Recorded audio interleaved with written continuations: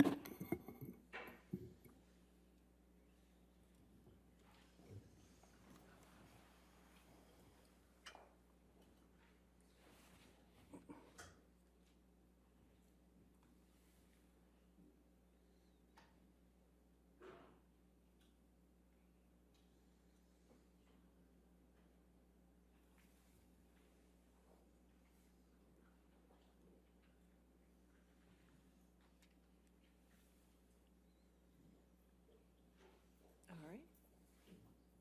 Okay. You can have a seat, sir. All right, your next question. Mr. Depp, I'd like to just briefly go through the security personnel that you just listed out before we took a break. How long has Leonard Damien been with you?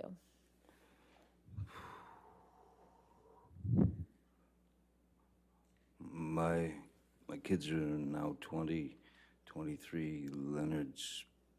Leonard Damien's been with me, I believe, roughly the same time as Mr. Bett, somewhere in the neighborhood of 16, 17 years. I can't be precise, but they were very young. My children were very young when they joined the team, which was really after Pirates was released in 2003, the first. Now, you mentioned your children. What is Mr. Damien's role with respect to your children's security? Excuse me? You mentioned your children Yes. with respect to Leonard Damien. Is his role in connection with your children's security? Yes, very much so. Leonard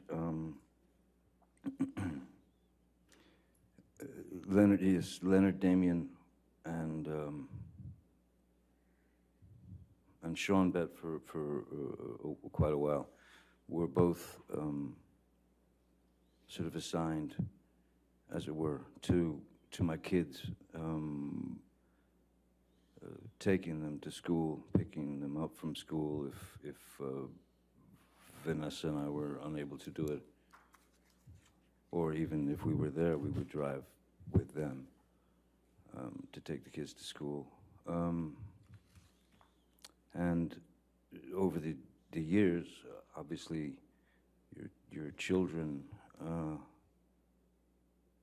my children have taken quite a shine to them, and they've become like another set of parents in a way. And how long has Travis McGivern been with you? Travis, I believe, a little bit less than that. I believe. I couldn't really speculate. If it's a little less, maybe it's 13 years, or I don't know.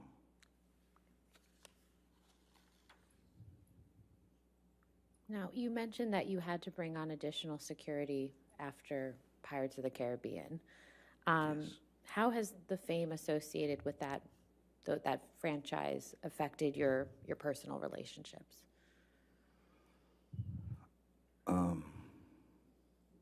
Again, I would never complain about the repercussions, let's say, or the repercussions of the success of that film.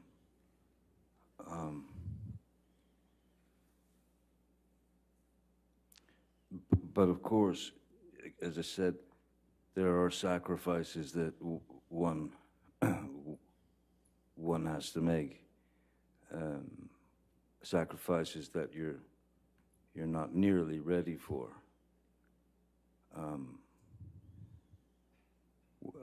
just simply when you check into when you go to a town or you go on a press tour or something and you're staying in a hotel, people stay in hotels all the time. I stay in the hotel. We've found that it's just a lot easier if I stay put in a hotel and not kind of, again, especially if it's with the kids or something, I don't want them to, I've never wanted them to see me as a novelty. I just wanted to be dad, you know. Now, they're well aware of a lot, and they're well aware of pretty much everything. But no, you know, when you get recognized wherever you go, the basic truth is it's pretty simple. People are generally kind and curious, and if they've grown up with you in their living room, from a television series or from various films that they've seen, there's nothing menacing about being recognized. Sometimes there can be. Sometimes people can get weird, but we've found that it's just it's better all around if I stay in my hotel room and don't go out to too many restaurants or anything, because it generally causes a bit of a hubbub. If you go to a restaurant, someone calls the paparazzi, and you go in for a meal, and you come out, and there's 30 guys out there. It can be a little overwhelming. It's not something. I think I said it before. It's not something that it's not something that I've ever gotten used to, and it's something that I hope I never get used to. Because I don't think of myself in those terms. I used to be Johnny, if that makes sense. I used to be Johnny, and then my name, full name, which I honestly find still, it's difficult, it's uncomfortable to say my own name, because when I say it, I hear the commodity, I hear the product. So I went from Johnny to Johnny Depp, and then that name, with that name, Johnny Depp, and some image was cultivated. Certainly not by me, but the media, especially in those days, they must label you. They have to give you a label. And labels are one of the things that I've fought vigorously with regard to my work. I never wanted to be the poster boy. I never wanted to be the. I don't have, you know, I'm not built with that kind of hubris. I don't have that kind of confidence. I can do virtually anything playing a character. I can become the character in my work, and that character may be able to spit out 100 words a minute, but me, myself, Johnny, I cannot. So therein lies the difference, you know. Mr. Depp, other than acting, what other artistic pursuits do you have that may be a little less known to the general public? Well, I've remained a musician. I've been a musician. I started playing the guitar when I was 12 years old, and that saved my life because I locked myself into in my bedroom at the age of 12, listening to records, moving the needle back, and then learning that piece, and then learning it again. So, so much so that I don't remember. I have no memory of going through puberty. I was just playing the guitar. I was obsessed with my guitar. Any other artistic pursuits? I've always drawn since I was very small, since I was very little, and always enjoyed drawing, and then began to paint, and so there started learning about painting and trying to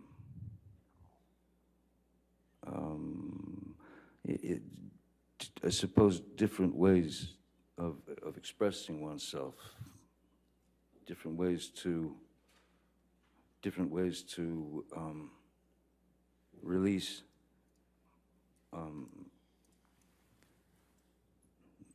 the things that are living in your head, whether they be beautiful memories, whether they be horrific memories, whether they be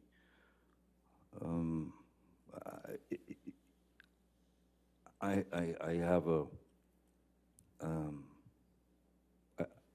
I need to create. It's a need. It's a of course I want to create as well, but I actually need to create because I need to summon whatever it is that I need to summon, to whether that's within a film or a painting or a guitar note.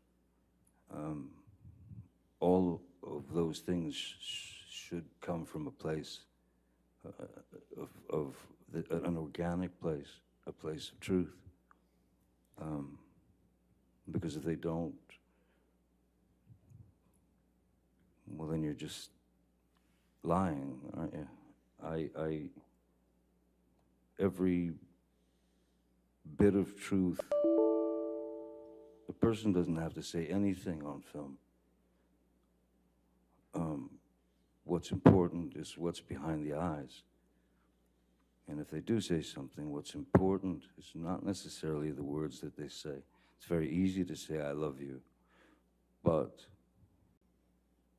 what brings it into the realm of truth is what's underneath it, what's not being said, the subtext, if you will. So, any artistic or creative venture, any film, anything that I do, that's where I'm coming from. That's my approach. Mr. Depp, you mentioned words, and I think the jury has already seen some words that you've written in text messages. Yes. Can you please tell the jury a little bit about how you write? Certainly. When I was young, when I was about 12 years old, my elder brother, Danny, walked into my room and ripped the Peter Frampton record off my record player, threw it across the room, and said, "You got to stop listening to this stuff." And he put this record on, and it started, and I'd never heard anything like it. It was called Astral Weeks by Van Morrison. So I'm a kid, 12 years old. So my brother turned me on to Van Morrison, then he turned me on to soundtracks like Clockwork Orange or Last Tango in Paris. He turned me on to books by Jack Kerouac. He turned me on to books by Ginsberg, Philip K. Dick. I mean, Salinger. I mean, the whole James Joyce, the whole Hemingway, the whole thing. So, so I became very interested in vocabulary and the unique voices of these writers. And then I started reading people like Tom Robbins and Hunter S. Thompson, and then ended up becoming very close friends with Hunter Thompson for the last 10, 12 years of his life. And Hunter's writing, of course, because of the amount I spent, of time I spent with him, it has influenced my writing greatly. Hunter was known for inventing a thing called gonzo journalism, which is, it's the author putting himself in the situation as opposed to writing it from the author's point of view. He writes it with him in it. And there are great embellishments, and embellishments are great sort of ways that he would twist things and express his feelings, and so he became a huge hero, of course, to me, and a great friend. I in my texts and in my emails, or sometimes just even in my writing, you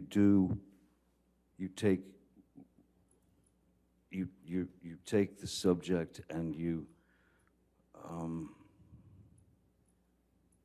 try to express it in your own vernacular, and in that,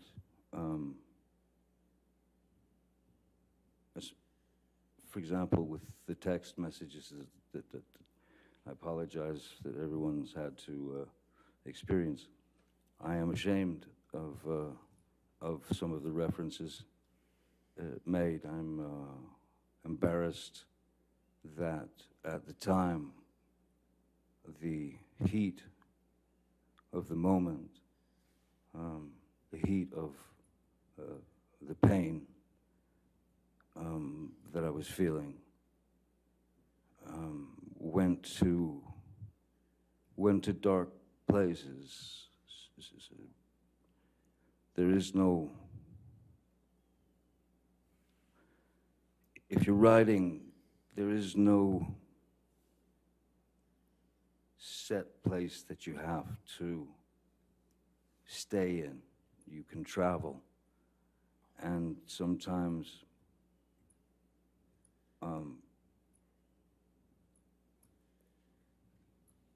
pain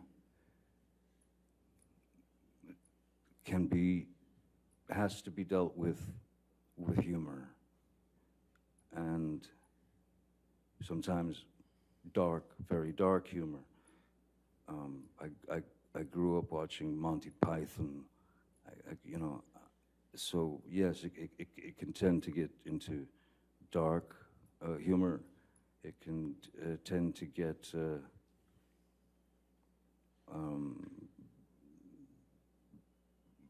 words are used that for emphasis, and words are used to express what you're feeling at the time. And it's just like growing up. You learn from those mistakes, you learn from those things, and you move forward, you know? And that's how you start to understand your own vernacular and what's important, you know, what's necessary and what's not necessary. I tend to be quite expressive in my writing, and after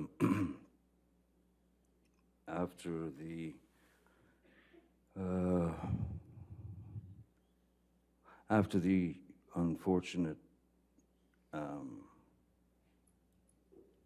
words of misheard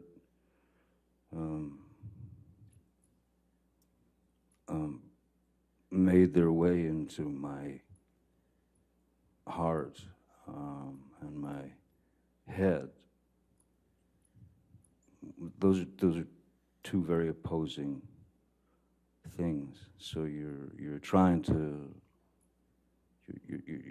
find the best way to express something to a friend.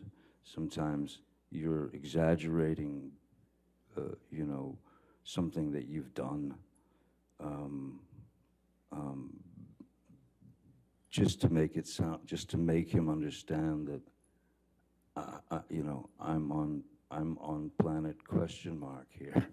I don't know what's going on, but I know I'm in this situation, and I know that it cannot continue. Mr. Depp, the jury's heard quite a bit from Ms. Heard's side about your drug and alcohol use, but I'm sure they'd like to hear from you. So could you please just tell them about your history of substance use? Certainly. Again, this goes back to when I was a young boy. Excuse me. At about the age of, I don't know, 4 or 5 years old, I can remember vividly my mom telling me to go get her nerve pills, you know, out of her purse that was hanging on the back of the door. So I'd go get the nerve pills, and I'd bring her the nerve pill. She'd take it, and you know, after a few years, you start to notice, well, you start to think about nerve pills. And then she seemed to calm down after she took those nerve pills. So when I was 11 years old, I wanted to calm down, and I didn't know how to. So I'd bring my mom her nerve pill, I would walk away, and I would take one myself to escape caring so much, feeling so much, to escape the chaotic nature of what we were living through. So that was the beginning when I realized that nerve pills calm the nerves. Pretty young age to do that. I can't say that I'm proud of admitting to that, but I have to say that I knew not what else to do. I knew nothing else that I could do. So as we were all growing up, there was always those kids who would say, let's party. Let's go party. I want to party. I've never used the word party in my life. I've never taken any substance for a party. I have taken these substances over the years, on and off, to numb myself of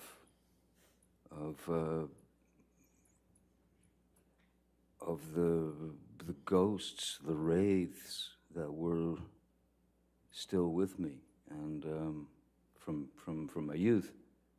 So I needed, they were everything.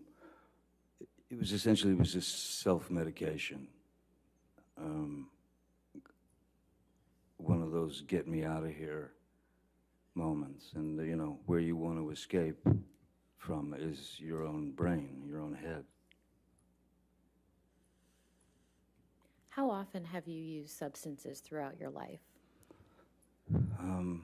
Having started with my mother's nerve pills at 11, of course, you know, that's around the age that you're introduced to marijuana, you're introduced to, and also depending on where you're living and who you're associating with and who's around the neighborhood.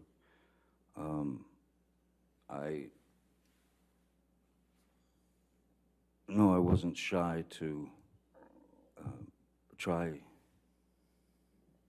a substance to see if the effect of it would maybe even take a bit more of the edge off. So I started at 11, and I mean, I even mentioned this in an interview in TV Guide, if anyone remembers TV Guide, in 1989, where I was asked by the journalist why I believed that kids who were watching the show, 21 Jump Street, about police officers in school as undercover cops, but as students. I was asked why these kids or whoever should believe me or trust me or listen to me, and I said, look,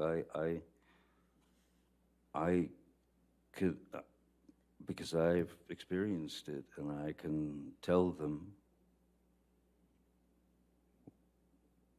that there is no future in it, that there's nothing but a kind of a postponing of the inevitable. That one day you're going to have to face those feelings. One day you will meet those, let's call them demons from your youth. So I was straight up, open and honest at that time in a very, I mean, TV Guide was it was right at the register when you checked out at the grocery store. It was like the most popular thing, and it was a very straight little magazine. But I told them I'd pretty much done all the drugs that I was aware of by the time I was 15 years old, and which was true. Now, that doesn't mean to say that I continued into that, you know, forest of possibilities with regard to substances. I wasn't dropping acid every 5 minutes. I wasn't There were many years that I didn't touch a substance and no drugs. There were many years that I didn't have a drink. So as I said, it's never been for the sort of party effect. It's been for trying to numb the things inside that have that can plague someone's who's experienced trauma. But the characterization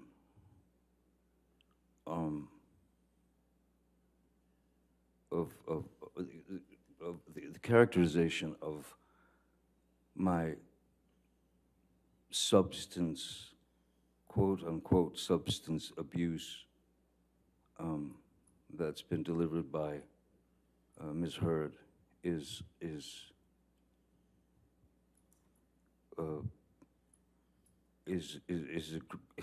grossly embellished, and I'm sorry to say, but a lot of it is just plainly false. I think that it was easy. It was an easy.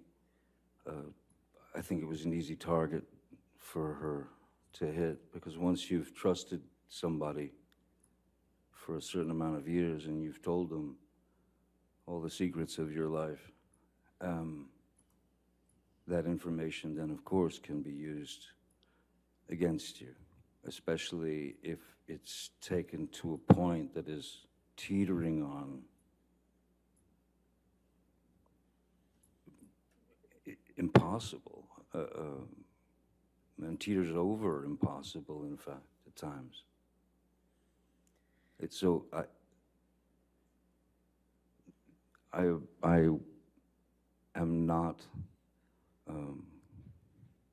some maniac who needs to be high or loaded all the time. In fact,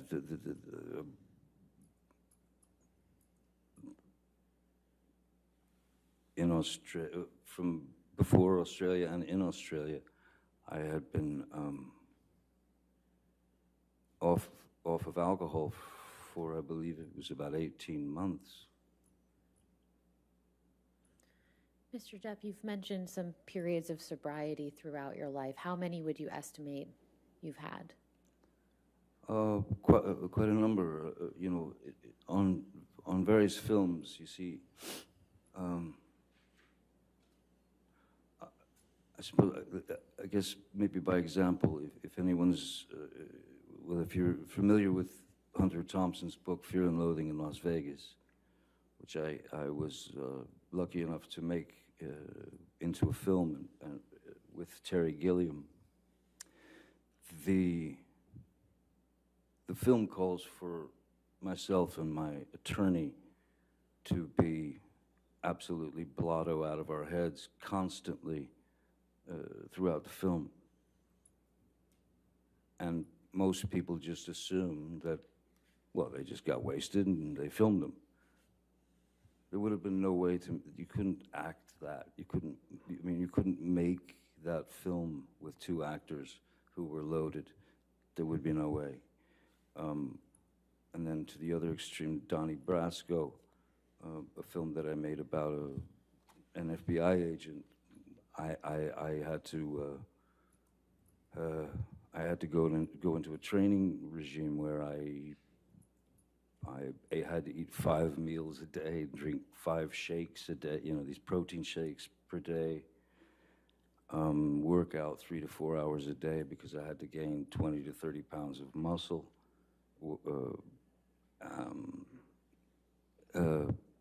There was certainly no abuse of substances then. There's been no abuse of substances on film sets. There have been there's been no moments where I would have been considered out of control. Never. In fact, it's not been mentioned. I'm sure they don't want to mention it, but I remember that because when I was with Ms. Heard and her friends, and we were all drinking wine, and I smoking marijuana, they used to tease me because of what they said was a ludicrous tolerance, because I never appeared loaded or high or any of that.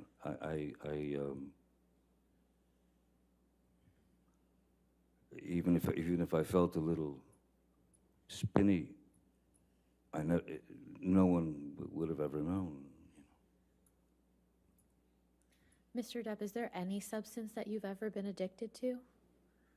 Yes. And what is that? Roxycodone, or Roxycontin, which is it's an opiate. It's I think oxycodone has the opiate and then some pain, like paracetamol or something, and then the Roxys are just the opiate, as far as I remember. And when I was working on Pirates 4, and there was a scene in which I had to grab this large gold and red, stately gilt chair, pick it up and throw it, chuck it out this big giant window. And so I did it, and as I swung around to throw the chair out the window, I felt this immediate electricity from the bottom of my spine down my left leg, and it was like an electricity that burned. So I had obviously it was sciatica, so I had obviously pinched something, done something. So I saw a chiropractor or a kine or whatever. I saw chiropractors, and to no avail. Then I saw a doctor, and the only pain medication that she recommended and prescribed to me was Roxycodone. And there was a part of me that was a little bit worried, just in the sense that I know I've witnessed friends and people over the years who've had problems with heroin, and I didn't want to get bit by that snake. And I started taking the Roxys, and I was bit by the snake. And then before you know it, that monkey is on your back to stay. And it's not like you take those pills to get high. You take them to, once the addiction has grabbed hold of you, you're not taking those pills to get high. You're taking those pills to get well, or to get better.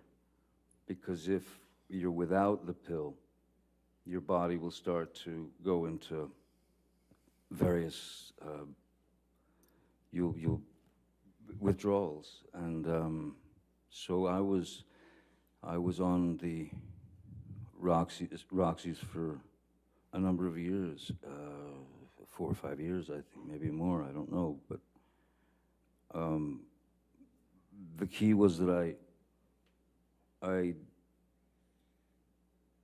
if you take 2, you will be what they call on the knot. You will be that. You will just drop into sleep.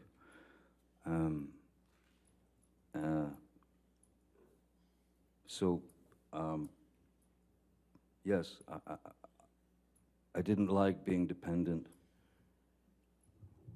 on these pills. I didn't like being dependent on a drug that you'd take only so you wouldn't get withdrawals. That's what it becomes. It's like a junkie. The reason why so many, well, now there's a huge fentanyl problem, but the reason why junkies generally, why they end up overdosing, is because they're looking for the first high again. And you don't get that. You don't get your first high again. So what do? You up the stakes and you put more, you take more. And that's what makes that's what makes things go dark for them. Because they overestimated the amount that their body could tolerate, and they go blue and they die. So, yeah, didn't want that.